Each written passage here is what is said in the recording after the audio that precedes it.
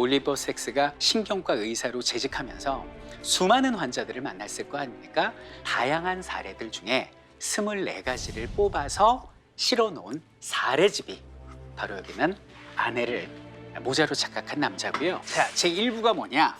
상실입니다. 피 선생이라고 나오는데 이분이 성악가였어요. 이제 그때는 음악 교사로 재직을 하고 있었어요. 이 피 선생이 하루는 길을 가는데 학교에 아이들 둘이 이렇게 서 있는 거예요, 길거리에. 그거 가가지고 야, 뭐 해? 근데 이 아이들이 미동도 안 하고 빤히 쳐다보는 거예요. 그때 어떤 사람이 와서 물어봅니다. 선생님, 지금 주차 정상기하고 소화전 앞에서 뭐 하세요? 발에 신경 검사를 해야 되니까 신발 좀 벗어보시죠. 이렇게 신발을 벗겼어요. 그래서 발바닥을 이제 열쇠 같은 걸로 긁었네? 긁고 자, 이제 신발 신으시죠. 그랬더니 아, 신발이요. 신발을 눈앞에 두고 신발을 찾아. 그러더니 갑자기 아, 여기 있네요. 그러면서 자기 발을 딱 잡더래. 아, 이 사람 뭔가 문제가 있는 사람이구나. 그리고 아, 내 모자 어디 있지? 그러더니 아내 머리를 잡아 당기면서 자기 머리에 쓰려고 그러는 거예요. 생활을 어떻게 합니까? 이렇게 물어봤더니 항상 놓는 곳에 옷이나 생활용품을 놓으면 노래를 하면서 그거를 예를 들면 뭐 아하 목동아 내 사랑아 하는 거예요. 그러다가 뭐 문이 삐걱거리거나 어떤 소리 때문에 자신의 노래가 딱 끊기면 그때부터 이걸 하는 거예요. 그래가지고 뭐라고 처방하냐면 과거에는 선생님 생활의 중심이 음악이었다면 앞으로는 음악은 선생님 생활의 전부가 돼야 될 것 같습니다. 음악의 끝을 절대 놓지 마세요라고 처방을 해요. 자, 그다음에 이제 2부로 넘어갑니다. 2부 같은 경우는 반대입니다. 과잉입니다. 혐우 씨. 미겔이라는 남자가 나오는데요. 엄청난 조증 판정을 받고 올리버 섹스를 찾아왔어요. 근데 미겔한테 이걸 그려보라고 그랬더니 어떻게 그리냐면 아, 이거예요? 이거는 이거잖아요. 그러면서 그리는데 뭐냐면 뚜껑이 있는 이건 박스인데 이 박스 안에 사과가 담겨 있고 우와. 나는 여기에 사과를 하나 담아야겠는 걸 이런 생각을 하더라는 거예요. 천재네. 창의적이죠. 네. 그리고 며칠 뒤에 미겔이 다시 진료를 받으러 옵니다. 선생님, 안녕하십니까? 다운됐어? 예, 제가 조증이 온 건 신경성 매독의 부작용이라고 하더라고요.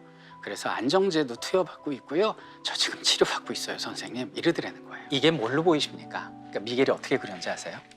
이거요? 이거는 이렇게 보이는데요. 창의력이 사라져버린 거예요. 아무것도 보이지 않아요. 전에는 정말 생생하게 보였는데 이 치료를 받고 나니까 모든 게 죽은 듯이 보여요 라고 얘기를 합니다.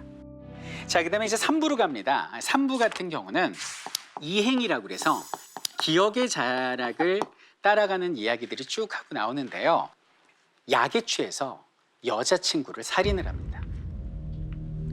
살인을 했는데 기억이 안 나요. 그래갖고 둘러대는 줄 알고 최면 요법을 걸어봤는데 정말 기억이 안 나는 거예요. 심지어 전문가들이 말하기로는 이 사람은 살인할 의도도 보이지 않는다라고 그런 거죠. 그래서 감옥에 가지 않고 정신병동에 4년간 수감이 됩니다. 그때까지 기억이 안 났어요. 그리고 이제 성실하게 생활해서 5년째 외출 허가를 받습니다. 그래서 이제 자전거를 타고 이렇게 후후 이러면서 가다가 차가 팍 하고 튀어나가지고 피하다가 쓰러지면서 빵 하고 뇌를 다쳐요. 그래갖고 혼수 상태에 있었거든. 그리고 깨어났어요. 그때부터 재앙이 시작이 됩니다. 내가 내 여자친구를 살해하던 그 순간이 생생히 떠오르는. 이야, 가능하구나 그게. 이 사람 완전히 미쳐버리기 직전이었습니다.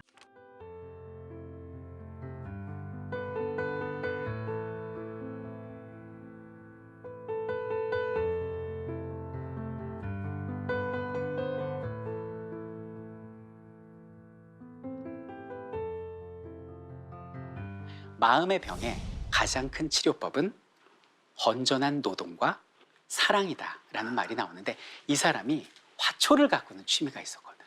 그게 살린 거예요.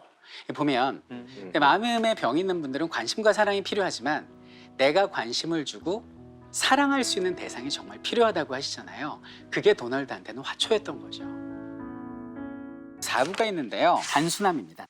19세 소녀 리베카 얘기가 나옵니다. 겉으로 볼 때는 어엿한 숙녀예요. 숙녀인데 왼쪽 오른쪽 구분을 못해요. 그리고 집을 나오면 바로 길을 잊어버려요. 여긴 할머니는 어린 리베카를 무릎에 앉혀놓고 시를 읽어주기 시작합니다.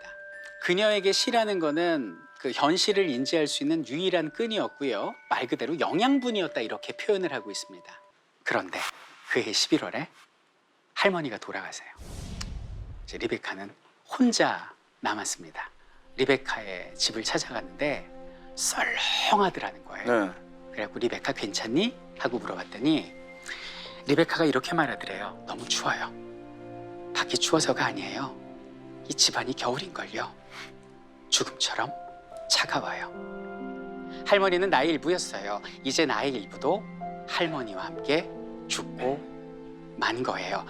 지금은 겨울이라 내가 죽은 것 같은 기분이 들지만 분명히 봄이 다시 돌아올 거예요.